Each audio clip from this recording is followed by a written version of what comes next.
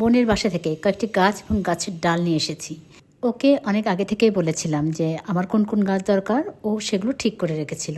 আশিক ভাই খুব সুন্দর করে সেগুলো ব্যাগে ভরে আমাকে গাড়ি পর্যন্ত দিয়ে গিয়েছিল। নিয়েছিলাম স্নেক প্ল্যান্ট, সাদা ড্রাগনের ডাল এবং আরও দুটো পাতাবাহারের গাছ। এই পাতাবাহারের ডাল আমি আগেও লাগিয়েছিলাম, কিন্তু হয় নাই। এবার আস্ত একটা গাছ নিয়ে এসেছি, যেন আর মরে যাবার ভয় না থাকে, আর এর ডাল থেকে যত খুশি চারা তৈরি করতে পারবো। কিছুদিনের মধ্যে এর কচি পাতা ধীরে ধীরে রং ছড়াতে শুরু করবে।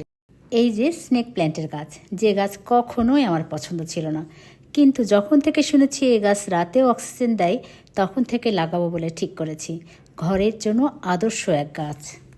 আরেকটি পাতাবাহারের গাছ, দেখতে দেখেন কত অসাধারণ।